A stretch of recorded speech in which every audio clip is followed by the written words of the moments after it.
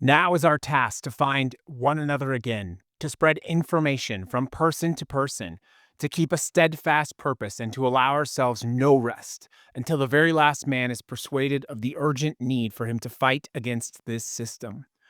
When thus a wave of rebellion goes through the land, when it is in the air, when many join the cause, then, in a great final effort, this system can be shaken off. After all, an end in terror is better than terror without end. And it is this stunning message from Sophie Scholl and the White Rose Society that we start this week's episode of Ignite, Fighting Fascism in the Age of Its Rise. She says, an end in terror is better than terror without end. Scholl in the White Rose leaflets is telling us in leaflet 2, there is a price to pay for resistance, but it is worth it. So welcome to episode 9. We are just 3 episodes away from the end of season 1. I hope you found this valuable. Let's get into talking about how to resist fascism. We're going to continue our series of reviewing the leaflets of the White Rose and pull from those leaflets direct action that you can take. Thank you for listening to this podcast, and thank you for having a soul and the courage to fight against this tyranny. Let us begin. Let us resist. To fully understand how we might battle against this fascism with the tools at our disposal, we have been reviewing important resistance movements. We will and have been reviewing the White Rose Society, which was a nonviolent resistance group in Nazi Germany. It was primarily composed of students from the University of Munich, and their group is most famously associated with Sophie Scholl and her brother Hans. Their friends also included Alexander Schmorell, Willy Graf, Christopher Probst, and Professor Kurt Huber.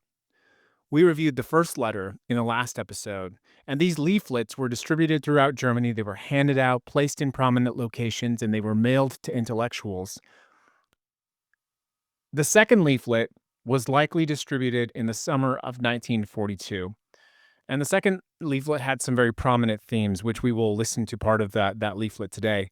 It condemned the atrocities of the Nazis.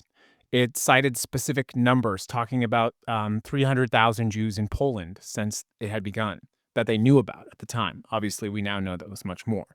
It called for resistance. It urged German citizens to engage in sabotage of the war effort in factories, scientific institutions, and at cultural events. And it used what I believe is one of the most powerful tools of resistance, was philosophy and morality, something I speak about often, drawing on ethics, Christian ethics specifically in leaflet 2, and humanist philosophy, appealing to the humanity of the situation. But it also included an ancient Chinese philosopher's words about violence and governance.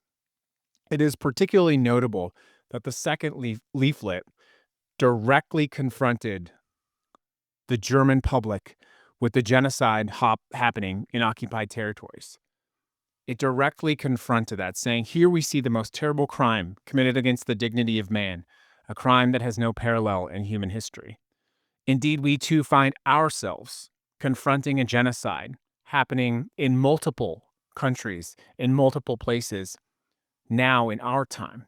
We must also draw courage from the willingness to call this out. So let us hear a portion of the second leaflet of the White Rose.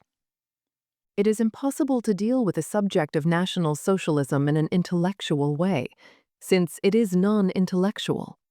One cannot refer to a National Socialist worldview, for if there was such a thing, one would have to try to prove it or combat it with intellectual means. But reality presents a totally different picture. At its very inception, this movement depended on the deception and betrayal of one's fellow man. Even then it was inwardly rotten, and could save itself only through constant lies. Hitler himself, in an early edition of his book, one written in the worst German I have ever read, and still it has been elevated to a Bible by the nation of poets and thinkers, wrote, "You would never believe how much one has to delude a people in order to rule it."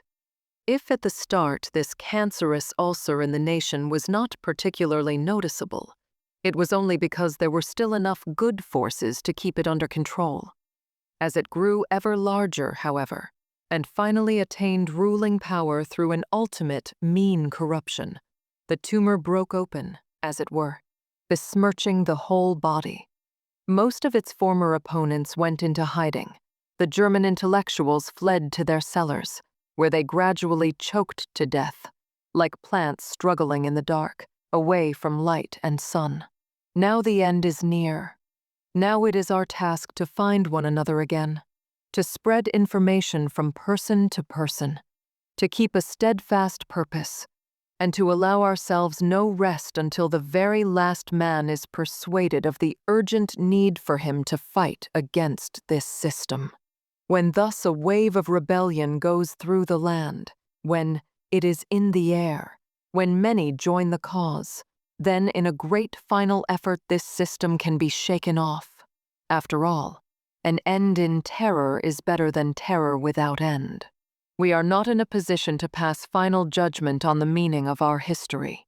But if this catastrophe can be used to further the public welfare, it will only be by virtue of the fact that we are cleansed by suffering, that we yearn for the light in the midst of deepest night, summon our strength, and finally help in shaking off the yoke which weighs on our world.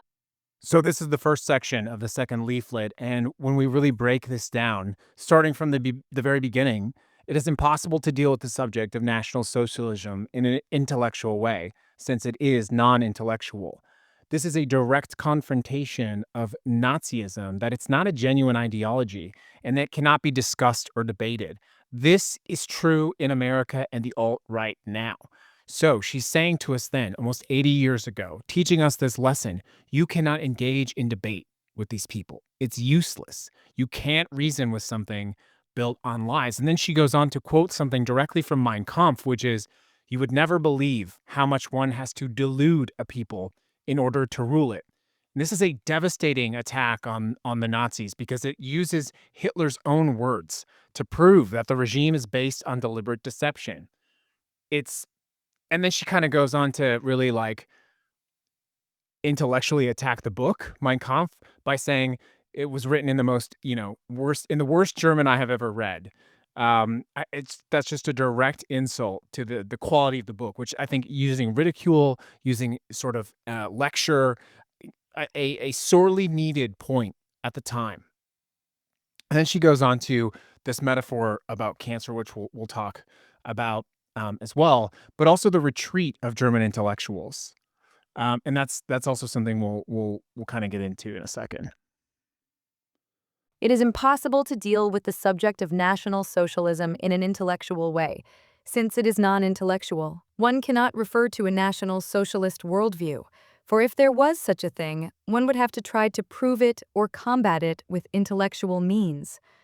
But reality presents a totally different picture. At its very inception, this movement depended on the deception and betrayal of one's fellow man. Even then, it was inwardly rotten, and could save itself only through constant lies. Hitler himself, in an early edition of his book, one written in the worst German I have ever read, and still it has been elevated to a Bible by the nation of poets and thinkers, wrote, "You would never believe how much one has to delude a people in order to rule it." If at the start this cancerous ulcer in the nation was not particularly noticeable, it was only because there were still enough good forces to keep it under control. As it grew ever larger, however, and finally attained ruling power through an ultimate mean corruption, the tumor broke open, as it were, besmirching the whole body. Most of its former opponents went into hiding. The German intellectuals fled to their cellars, where they gradually choked to death, like plants struggling in the dark,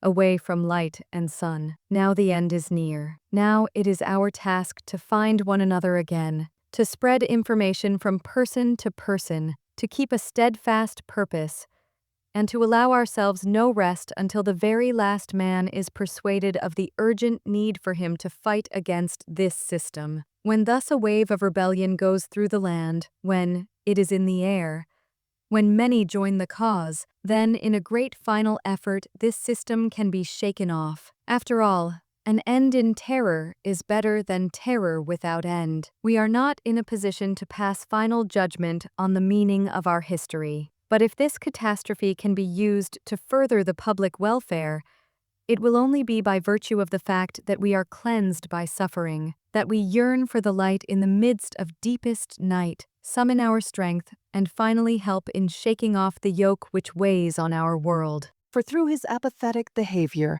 he gives these evil men the opportunity to act as they do. He tolerates this government, which has taken upon itself such an infinitely great burden of guilt. Indeed, he himself is to blame for the fact that it came about at all. Each and every man wants to exonerate himself from guilt of this kind. Each one continues on his way with the calmest, the most placid of consciences. But he cannot exonerate himself. Each man is guilty, guilty, guilty. It is not too late, however, to do away with this most reprehensible of all miscarriages of government, so as to avoid being burdened with even greater guilt. Now, when in recent years our eyes have been opened, when we know exactly who our adversary is, it is high time to root out this brown horde. Up until the outbreak of war, the majority of the German people was blinded. The Nazis did not show themselves in their true colors.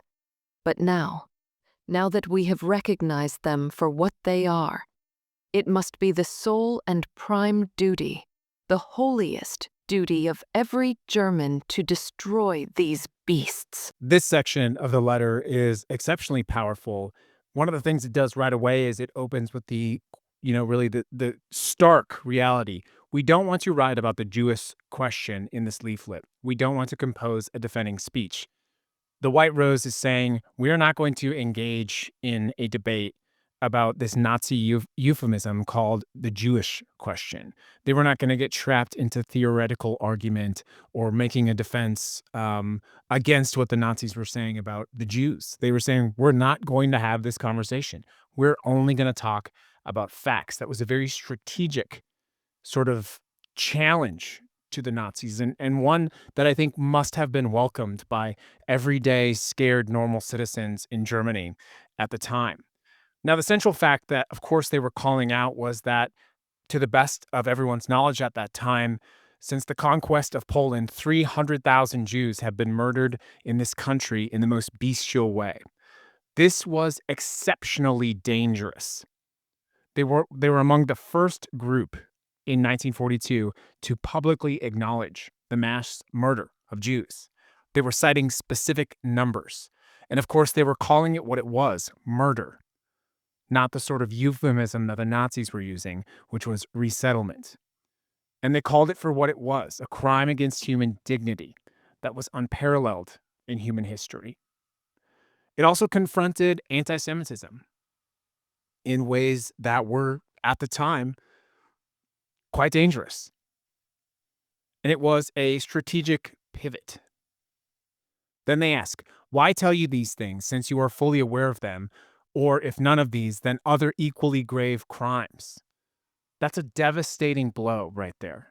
She's accusing the readers of the letter of already knowing what's happening. And indeed they did, just as people in America now today know what is happening in the streets, the terrible things happening to our fellow neighbors, our citizens, our friends. The excuse, we didn't know, is preemptively demolished by the White Rose's letter. They're saying in the letter, as you must say in your community, you may not know the exact details, but you know something terrible is happening. And my friends, in America in 2025, if you're listening to this or whenever you are, you know, as does your neighbor. And the courage and promise that you bring to the conversation now, when people tell me I don't know what to do, you are doing something by acknowledging the terror of this time. But then she goes on to challenge the apathy of the situation. Why does the German people behave so apathetically in the face of all these abominable crimes? So she shifts from the Nazis are doing this to saying you are complicit through your own inaction. The question challenges that indifference, the willful ignorance, the passive acceptance. And she says, where they say, hardly anyone wonders or worries about it. It is accepted as fact and put out of mind. And indeed, many Americans do this as well. But then they go on to ask this question: should this be a sign that the Germans have become brutalized in their most basic human feelings, that no chord within them cries out at the sight of such deeds? Where is basic empathy, morality, human decency? And this is where we take the lessons. We take the time to examine and understand what she was trying to say, and then we give you action steps. How do we learn from this letter and apply it now? What tangible things do we learn? First, fascism cannot be defeated through intellectual debate alone. Of course, the leaflet opens with that Nazism, National Socialism is non-intellectual. We're not going to debate about it. You can't argue away fascism. Then, of course, she uses the metaphor of the cancer, the progression from a cancerous ulcer to a tumor, which breaks open, describes how fascism has started small, how it started in corners, in little political meetings, how it started with the alt-right growing in dark corners of the internet, and how it metastasizes now to having complete control of all three branches of governments. The authors in the letter argued that they were near the end of the sort of collapse of the German Empire. And that it sort of said, like, the system itself is going to collapse. Whether it's an end in terror or terror without end, this speaks to what we're trying to do, trying to break the traditional resistance model. And of course, apathy. The central accusation of the letter is that people were allowing this to happen by being apathetic. She said things like, each and every man wants to exonerate himself from the guilt, but he cannot exonerate himself. Each man is guilty, guilty, guilty. This is exactly what happens in our country right now. People excusing the actions by saying, well, I'm not an ICE agent. I voted for Kamala. This is the apathy that is preventing us from taking direct action. And then, of course, witnessing, calling out what was happening to the Jewish people, calling out the genocide and the atrocities. This is happening now in America. And people calling out the genocide in Palestine or in Sudan are often criticized or demonized, really. We are told that they are anti-Semitic for calling out the genocide in Gaza. So let's take the call to action. In the leaflet, protest whenever and wherever you can. Show compassion. And then, of course, make copies of the leaflet and distribute them.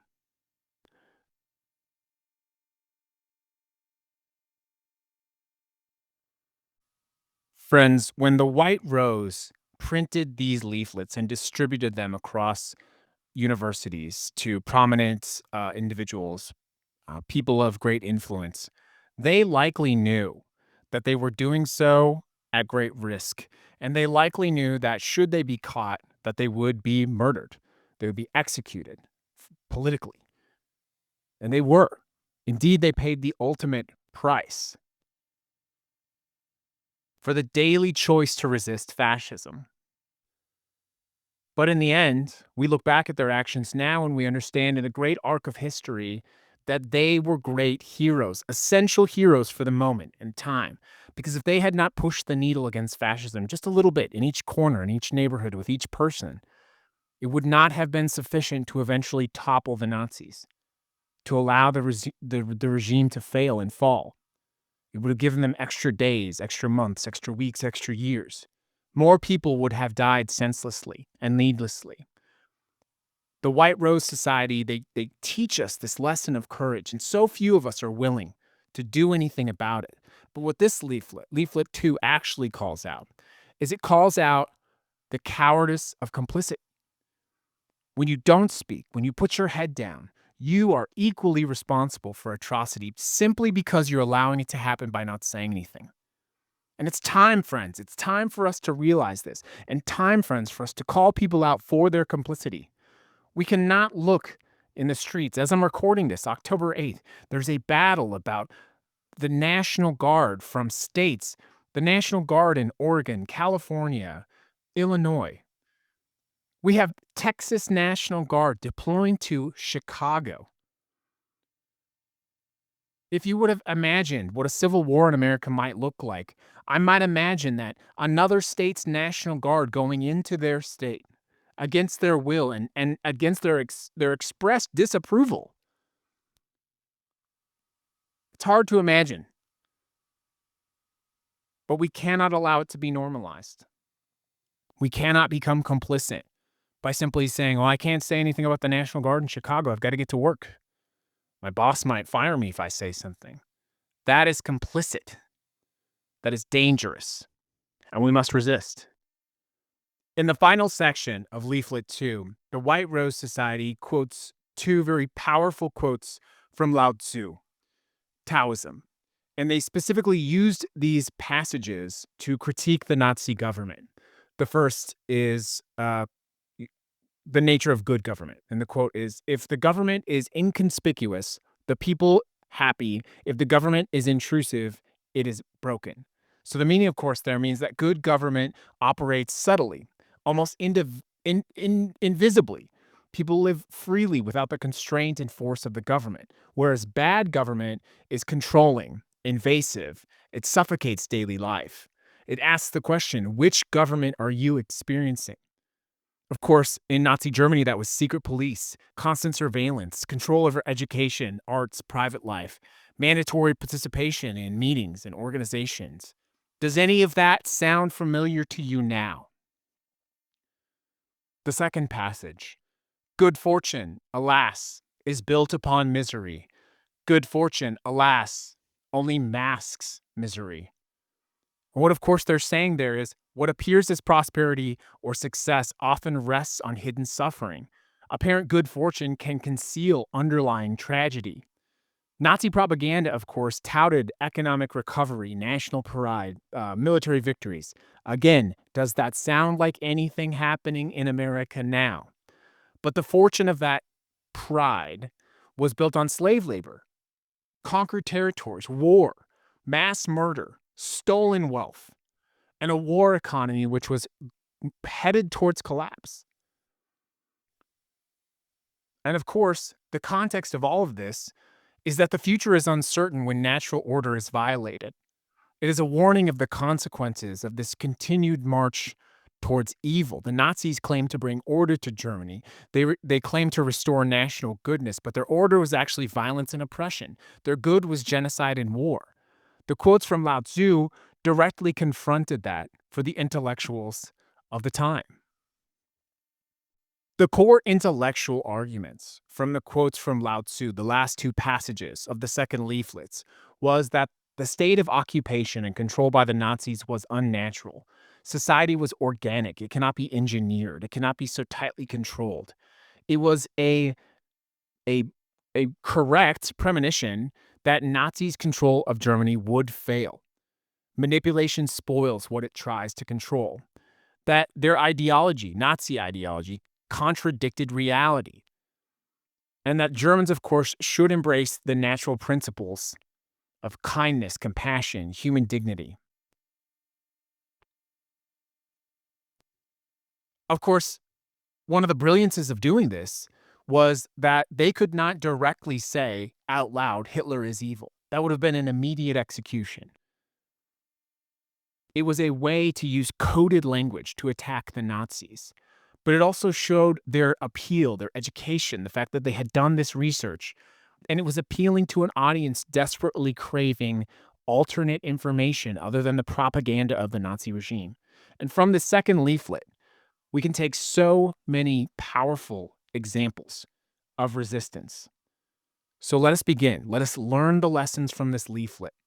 Let us find the hope and resist. Some things we want to take from these leaflets and apply them in our communities.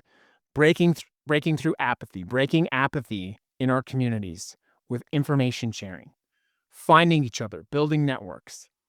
The physical distribution of resistance material, witnessing and documenting atrocities, talking about complicity through silence, and then compassion.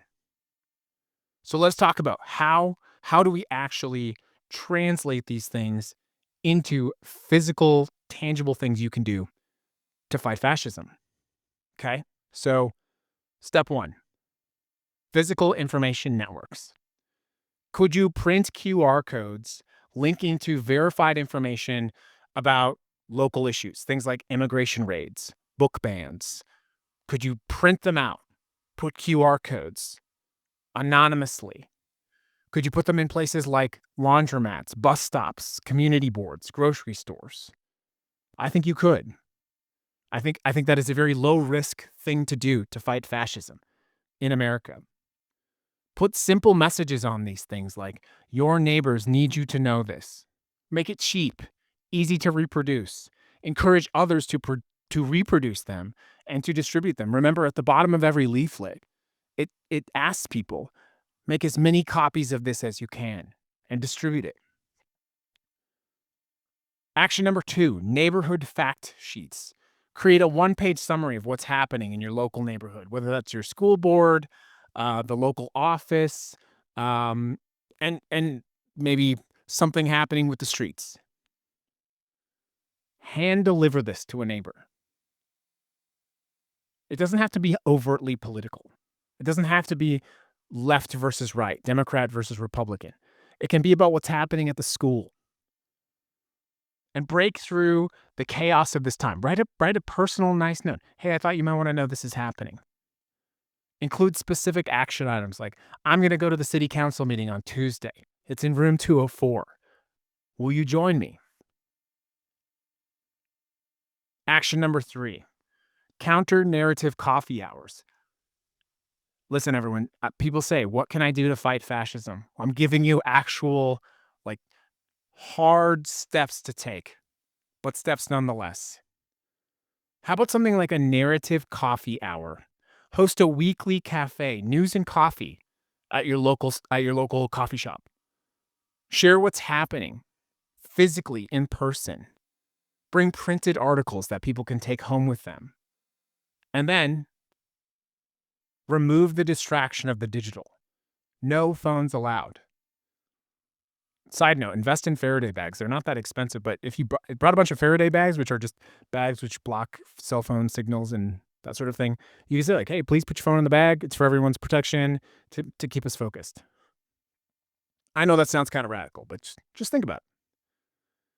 All right, so the next steps, they get a little bit more intense. It's about breaking apathy, witnessing. Action item number 4. Okay. Form 3 to 5 person groups to attend and document local government meetings. Rotate who takes notes, who records, if it's legal, and who live shares out that information on places like Threads or Twitter or whatever you're using now. Share findings through the neighborhood channels that we talked about, and focus on decisions that affect the vulnerable populations. Action 5. Make an I Saw This campaign. When you witness injustice in your community, police harassment at a school board, document it. Share it through secure channels. Create simple templates, date, time, location, what happened, who was affected. And create an archive of what is happening in your community. Action item 6, shop window truth telling. Work with sympathetic local businesses to display factual information. Again, I told you this is going to get harder and harder as we go. Rotate window displays. And again, it doesn't have to be overtly political. It can be about something happening with zoning policy in your neighborhood. It can be something happening with a permit to build a new apartment complex versus a storage complex. So now we're going to get, I told you, we're going to get more and more involved as we go. Action item 7, finding each other, network building. Create physical maps of trusted neighborhoods, neighbors and allies, Create physical maps of trusted neighbors, right? Like who has extra rooms, who has medical skills, who can drive, who speaks multiple languages. Start to have in-person gatherings. This is the structure of something that we're building on called mutual aid. One of my favorite things to do, Skillshare Sundays. Have weekly gatherings like in the park Or you can teach a practical skill like digital security, first aid, know your rights, community defense. So you're building relationships with your friends in an apolitical way while you're teaching things, by the way. And there's nothing illegal about doing this. And you're also creating pods of trained people to spread mutual aid. Next one, the old phone tree. Build an old school rapid response phone tree. 3 people turns into 9 people. Test it. Test it out with funny jokes. So when something happens in your community, you can break through the information and disinformation barriers and use your phone tree. Phone trees are not that old of a concept, by the way. All right, as I said, they get more difficult as we go. So action item 10 is the accountability conversation. We're talking about confronting complicity, direct engagement. Identify 5 people in your life who are disengaged politically. Have one-on-one face-to-face conversation using the framework of the leaflet that we talked about today. Your silence enables this. Remember that. Mom, your silence enables this. You don't have to ask them to become activists. You just have to ask them to stop being obstacles. Follow up with them. What is one thing you can do this week, mom, brother, cousin, in your community? Next one's even more challenging. Workplace resistance pods. Finding 2 to 3 coworkers you trust. Supporting each other in small acts like refusing to enforce unjust policies or documenting discrimination. Talking about things like labor rights. Action item 12 is faith community mobilization. If you're part of a religious community, form study groups around resistance theology. Jesus was a great resistor. Remember this. Connect historical religious resistance to current movements, something we'll talk about later, by the way. Many congregations do have resources for mutual aid, so buildings, funding, moral authority. And then, of course, push leadership in your local organization to actually have a stand. Action 13 is, of course, strategic wisdom, the rest and resistance cycle. When you form these small groups committed to sustainable activism, you have to remember that part of the sustainable activism is the sustainability portion of that.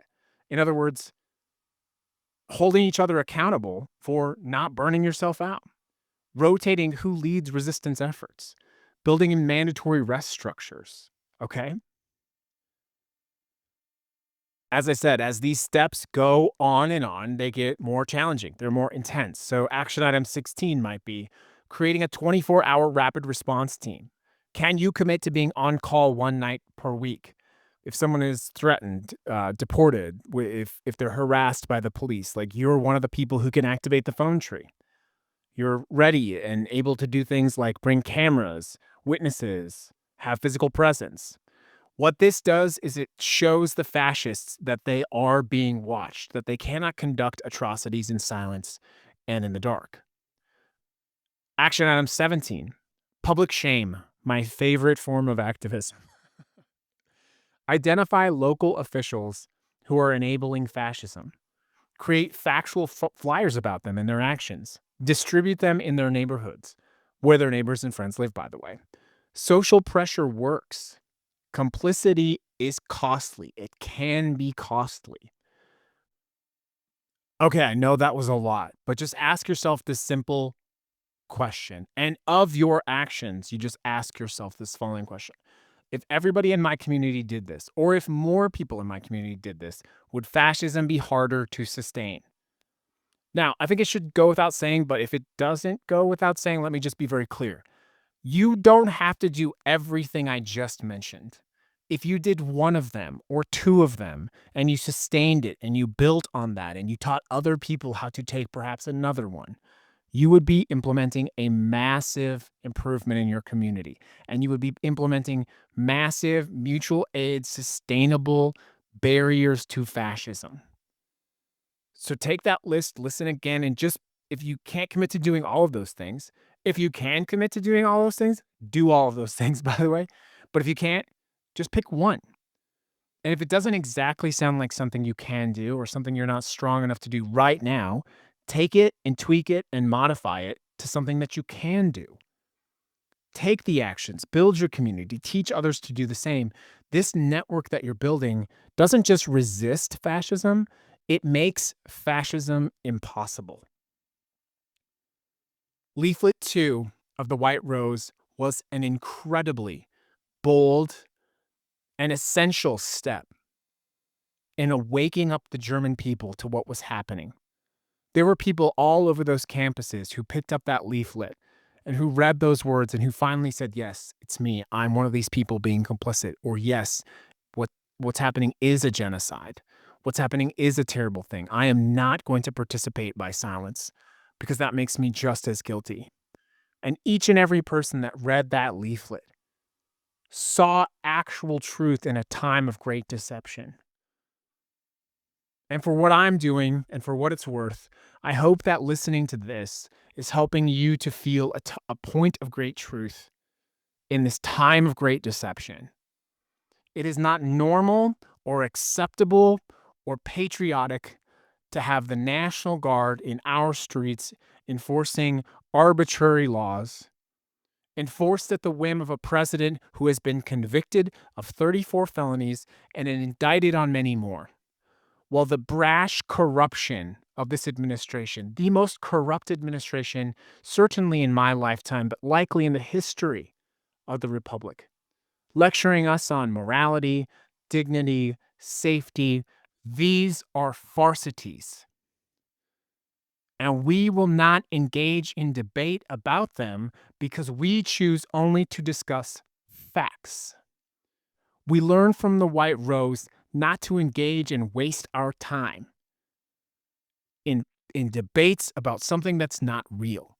The alt-right is not an ideology. It is not a system of governing actions. It is the open policy of victimization. It is the open policy of hatred. It is the open policy of disinformation. It is the enablement of some of the worst inclinations and instincts of humanity in the form of American governance. And I see it, and I know you see it too. And I choose to speak the truth, understanding as Sophie Scholl and Hans Scholl understood that doing so came at great risk. But there is a price to that risk, and the price to that risk is the cost of your silence. Yes, it is risky to speak out against this president, this administration, but the cost to my moral fiber of losing my sense of who I am, of you losing the sense of who you are, well, that's simply not worth it to me. And I hope that it is not worth it to you as well. And I hope you can take that courage, reconcile with it, sit with it, let it grow like a weed, and take that out into your community and spread that and grow that and fight back against this American fascism, regardless of the cost. This is episode 9 of Ignite, Fighting Fascism in the Age of Its Rise. I hope you've no doubt seen the evolution of this material, the course, the times that we're in. It is moving along with the course and pace of fascism. Trying my best to adapt as the age and era of this time adapts along with our work. But most of all, I'm deeply grateful for you for taking the time out of your day to listen to this material, to take it out into your community, and to be a better person. We'll see you on the next episode, episode 10 of Ignite, Fighting Fascism in the Age of Its Rise.